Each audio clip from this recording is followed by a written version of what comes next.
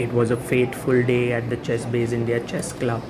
The IM asks his opponent his name. Little did he know that this is going to be his first loss at the club.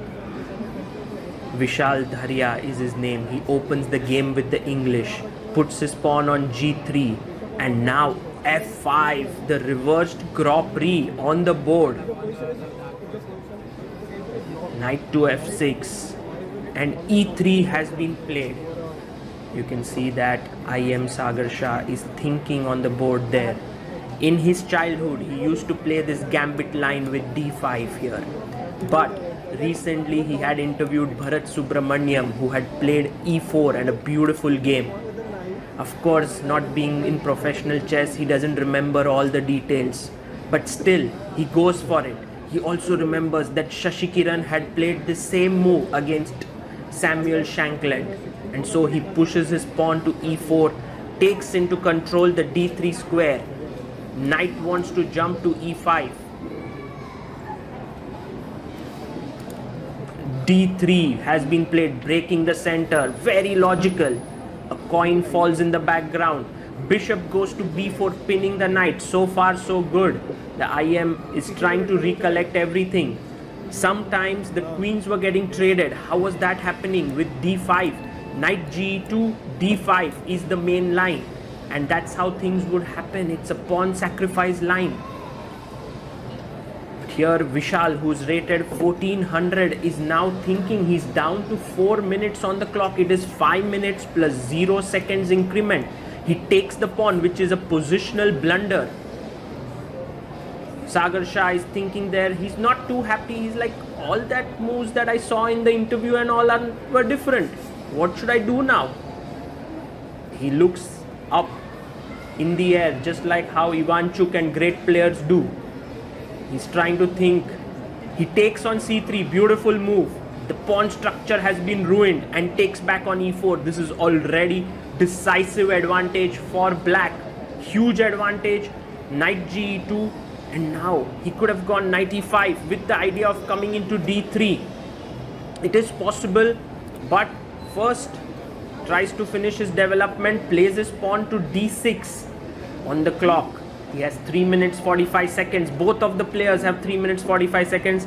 Vishal seems to be quite okay with his position. He castles, so does Sagar. Now, if bishop takes e4, knight e4, queen d5 check, yes, you win a pawn and then back, but your light squares become tremendously weak because you lose the bishop. So Sagar is completely okay with that.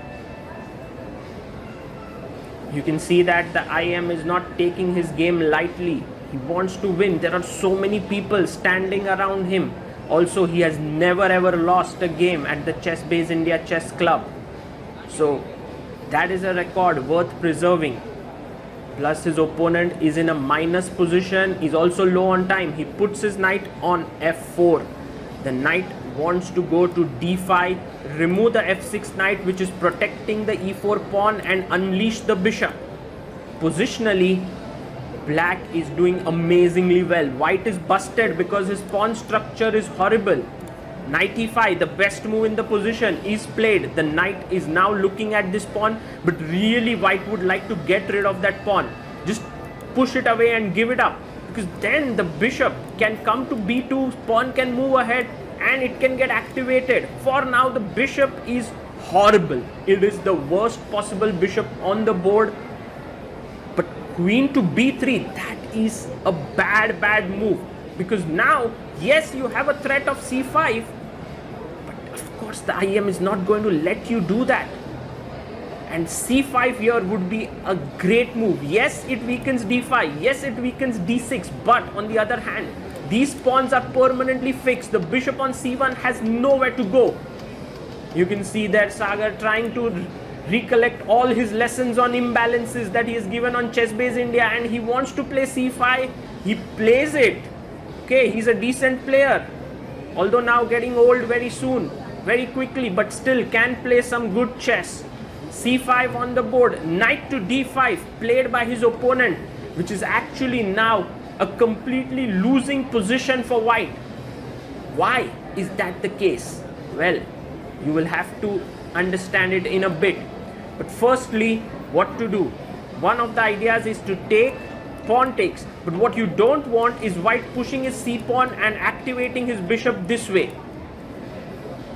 This is one of those cases when your position is so good that you take time, and you take so much time, and then if you are not able to find a winning blow, you start getting a little irritated there, and that seems to be the case here with Sagar. He has so many good choices. He's there moving in his chair. He's like, oh, I'm going to win this game in his dream world. But guys, that's not how you win games. You have to make good moves. You have to play your move. You're down to 2 minutes, less than 2 minutes on the clock. Meanwhile, Vishal is doing very well on time suddenly. And you don't have increment. He takes on d5 and presses the clock very softly. Pawn takes, and now knight to f3 check. Excellent move. Until now, the position is winning. The engine screaming an advantage of +7 for black. Whoa! If king to g1, this knight is a monstrous piece on f3. The queen can at any point come to h5 and start launching a deadly attack. So there's no point. And Amruta comes and steals the clock from behind. There's no point in letting this knight live. So the position is good. The time is okay, under control. 1 minute 43 seconds, a lot of time he takes. And now rook takes would have been a beautiful move. He takes with the pawn. But look at this. If you take with the rook, bishop moves here, queen moves here, rook moves here, f2 is toasted. But Sagar instantly took here, and Vishal plays rook d1. Now Sagar thought he will go queen d7 and queen h3 mate. But look at Vishal, the sly idea he has, queen c4 and queen f1. So if you play queen d7, queen c4, queen h3, queen f1, and this is why Sagar suddenly is now thinking. He's unhappy with what has just happened. He thought he would win this game, but resistance has made him burn his time. He has 1 minute 14 seconds on the clock. Meanwhile, Vishal now knows that his position may be bad, not great, but on time, he is 30 seconds ahead with 1 minute on the clock. Sagar puts his bishop on f5. Not a bad move, but it's not the killer blow that you were looking for. You wanted to checkmate your opponent with this pawn here. So queen comes to c4. And now the queen wants to come back to f1 and save everything. Meanwhile, e4 is also a threat in the position. Queen f6. Oh, not a good move. Not a good move at all. And you can see that the IM is losing the thread of the game. That's because he couldn't checkmate his opponents. It's more about emotions right now. He couldn't checkmate his opponent and he's low on time. e4, good move by Vishal. And there you can see white fighting back. Sagar unhappy with his position, low on time. Now the morale starts to go down. Where do you go? Bishop goes to h3.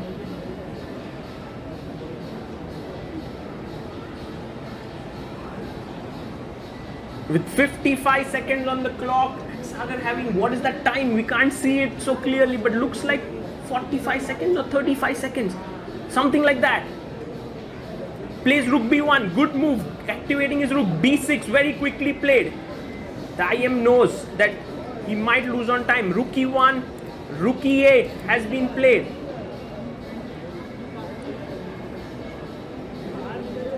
And now suddenly the time is almost equal. Ooh, and now Vishal also realizes that he has to speed up. So he plays his queen to d3. And now he wants to play bishop f4 and pick up this pawn g5. Horrible move here. Because now c4, look at this bishop. The vengeance of that bishop. It's going to be activated on the long diagonal. Queen h6, bishop comes here. Oh my god, the position from getting completely winning is now gotten difficult with just 30 seconds on the clock. Nasty mating threat on h8. King tries to run away. And now Vishal showing his class. He plays e5. Excellent move. 17 seconds. Sagar down to 10 seconds. He takes on e5 with the rook. Rook e5, d e5, queen e5. And now bishop comes back to f5, but it's a mate with queen b8 in the air. He should have played, but he goes queen h8, king e7. Even this should be mated. King d6, queen d8, check. Rook comes to d7. It's a mate on e5.